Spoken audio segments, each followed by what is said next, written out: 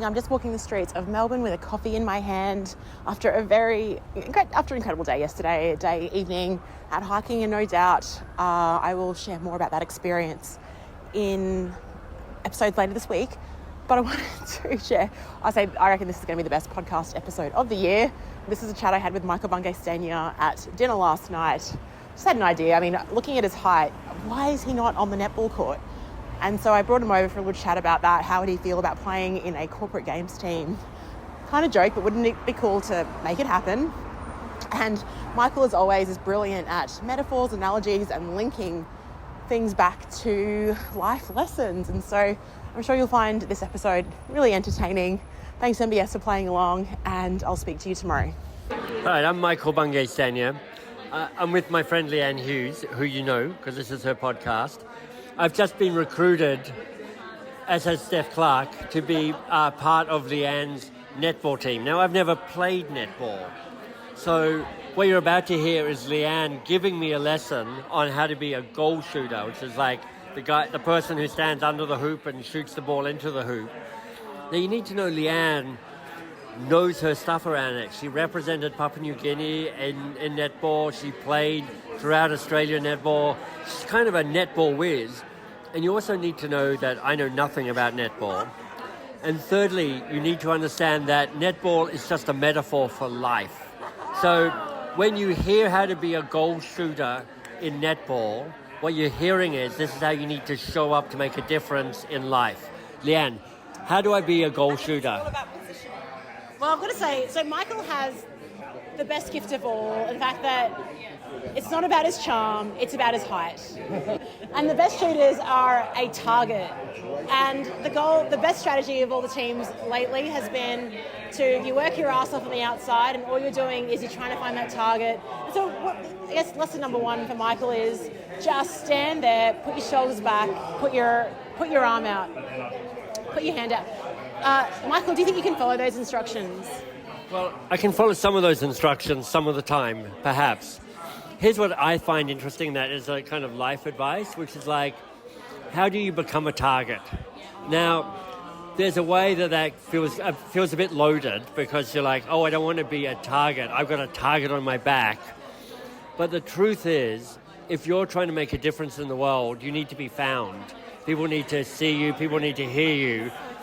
And if you're just hoping you become a target, that won't happen. So you've got to say, who needs to find me, and how can I help them find me? Now, obviously, this is something that is like branding, positioning, marketing, all of this. But you have to have the courage to say, I am a target, I will be a target, and I'll help people find the target. Now, you got the natural ability because of your height, but it's interesting because at times in my career, they threw me into goal shooter, and I don't have the height. I was the shortest person on my team. And so when it came to that, it's like, how do I get into the right position? And it's always shoulders back, have that confidence, walk on the court, pretend that you own it, and all you're doing is trying to navigate and work around depending on where the ball is positioned on the court. And I think there's an element of responsiveness in that. And so if I'm coaching you, it's like, Michael, if the ball's on the right side of the court, where we want you is on the right side of the defender. We want the defender behind you always. Right.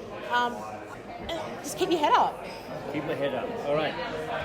So if you're listening to this, there's a 99.78% chance that you don't care about netball. And I'm possibly underestimating that. But if you are listening to this and you're trying to make a difference in the world, it's like, who's feeding you? Who needs to find you? What does it take for you to put your shoulders back, put your elbows out, claim your space, and get ready to get the ball? And we also have a plan B. So let's just say we're feeding Michael, he's positioned beautifully, but he continues to miss shots. We need to change the strategy up. But I don't think that's going to happen because Michael's going to be practicing in Toronto on those early mornings. I'll give him his up and in shooting program. The backup plan is that I have to then take the shots. But we have to still use Michael's ability, which is to position in for the rebound and be the backup player. What a lesson can you take away from that? Right. So the thing that I would take away from that is this. Often people go, look, I've got one shot at this. I mean, you know the Eminem song, which is like, I've got one shot at life. And it's like, actually, no, you don't have one shot at life.